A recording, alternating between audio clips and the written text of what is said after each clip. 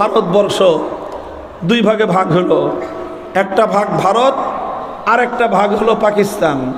কেন দুই ভাগে ভাগ হয়েছিল? মুসলমানরা একটা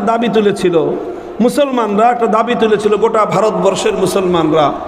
সেই দাবিটা হলো এই যে যদি আমরা এইভাবে হিন্দু মুসলিম একসঙ্গে দেশ বানাই, তাহলে যেটা হবে সেটা হলো হিন্দুরা যেহেতু সংখ্যাগরিষ্ঠ, কাজেই মুসলমানরা তাদের প্রাণের দাবি, প্রাণের চাহিদা, যে তাদের ভূমি, তাদের ভূখণ্ড আল্লাহর আইনের দ্বারা শাসিত হওয়া, এই চাহিদা তাদের পূরণ হবে না।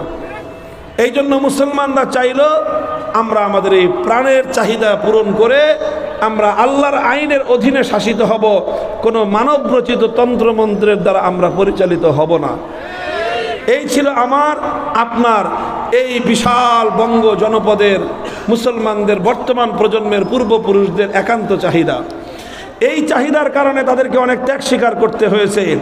গোটা ভারত, এই উপমহাদেশে, ভারতবর্ষে অন্য কোনো সম্প্রদায়, অন্য কোনো এলাকার, অন্য কোনো দেশের, অন্য কোনো অঞ্চলের মুসলমানদেরকে এতটা ত্যাগের স্বীকার করতে হয় নাই যেটা এই বঙ্গ অঞ্চলের, তৎকালীন পূর্ববঙ্গ, পরবর্তী পূর্ব পাকিস্তান, বর্তমান বাংলাদেশ, এই অঞ্চলের মুসলমানদেরকে যতটা ত্যাগ আর কোরবানি স্বীকার করতে হয়েছে। কলকাতা ছিল আমাদের বাড়ির কাছে, ভারত ছিল আমাদের চারিপাশে ঘিরে, দিল্লি ছিল আমাদের কাছে, কিন্তু বাড়ির কাছের কলকাতাকে লাথি মারলাম, দিল্লিকে তালাক দিলাম, চতুর্পাশের ভারতকে আমরা ত্যাগ করলাম, 2000 কিলোমিটার দূরত্বের পশ্চিম পাকিস্তানিদের সঙ্গে গিয়ে আমরা গাঁটছড়া বাঁধলাম। কিসের জন্য? পশ্চিম পাকিস্তানিদের সাথে আমাদের এই দেশের পূর্বপুরুষদের আলাদা কোনো প্রীত ছিল না, আলাদা কোনো ভালোবাসার প্রেম ছিল না। শুধু একটা জিনিস ছিল, ওরাও মুসলমান, আমরাও মুসলমান, সংখ্যাগরিষ্ঠ মুসলিম অধ্যুষিত এলাকায় আল্লাহর কোরআন হবে সংবিধান, ইসলাম হবে শাসন ব্যবস্থা। শুধু এই জন্য বাড়ির কাছের ভারতকে ছেড়ে 2000 কিলোমিটার দূরের পশ্চিম পাকিস্তানিদের সঙ্গে আমরা এক রাষ্ট্র গঠন করেছিলাম। এই রাষ্ট্র গঠনে অনেক মানুষ ছিলেন একসঙ্গে। রাষ্ট্র গঠনের এই প্রাথমিক পর্যায়ে শেখ মুজিবুর রহমান সাহেবও এই দাবির পক্ষেই ছিলেন। পরবর্তীতে তিনি আদর্শচ্যুত হয়েছেন, পরবর্তীতে তিনি তার আদর্শ থেকে বিচ্যুত হয়েছেন। সাফ কথায় বললে তিনি হেদায়েতের পথ থেকে গুমরাহ হয়েছেন। আরো অনেকেই গুমরাহ হয়েছেন, ওনার নামটা বললাম কারণ পরবর্তীতে ওনার আলোচনা এবং ওনার ভূমিকা অনেক অনেক আলোচিত ছিল, এই জন্য বললাম। হয় ওনার পূর্বের ভূমিকা যদি সঠিক হয়ে থাকে, পরবর্তী ভূমিকা ছিল ভুল, আর পূর্বের ভূমিকা যদি, পরের ভূমিকা যদি সঠিক হয়ে থাকে, পূর্বের ভূমিকা ছিল ভুল।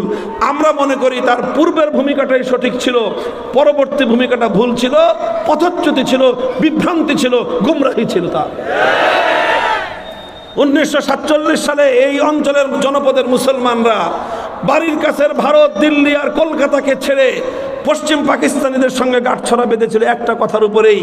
পশ্চিম পাকিস্তানিরা এবং তাদের লিডার মোহাম্মদ আলী খান জিন্নাহ জাতির সঙ্গে অঙ্গীকার করেছিলেন, ওয়াদা করেছিলেন যে আমরা আমাদের এই দেশে, মুসলিম দেশে কোরআন হবে সংবিধান, শাসনতন্ত্র হবে ইসলামী, ইসলামী শাসন ব্যবস্থার দ্বারাই দেশ পরিচালিত হবে। আমাদের দেশের, আমাদের পূর্বপুরুষরা বললেন, ঠিক আছে, আমরা ভারতের মধ্যে এত বিশাল রাষ্ট্রের প্রয়োজন আমাদের নাই, অর্থনৈতিক এত উন্নতির প্রয়োজন আমাদের নাই, সারা পৃথিবীতে এত সুনাম সুখ্যাতির প্রয়োজন আমাদের নাই, সব কিছুকে দুপায়ে দলে শুধুমাত্র ইসলামী শাসন ব্যবস্থার আকাঙ্ক্ষা নিয়ে পশ্চিম পাকিস্তানিদের সঙ্গে আমরা গাঁটছড়া বেঁধেছিলাম। দুর্ভাগ্য, সেই পশ্চিম পাকিস্তানি খান পাঠানরা 24টা বছর আমাদের সঙ্গে বিশ্বাসঘাতকতার বেইমানি করেছে। যখন 47 সালে দেশ বিভক্ত হলো, আমাদের ওলামায়ে কেরাম বারবার তাদেরকে বললেন, অঙ্গীকার পুরা করেন, আল কোরআনের শাসন কায়েম করবেন।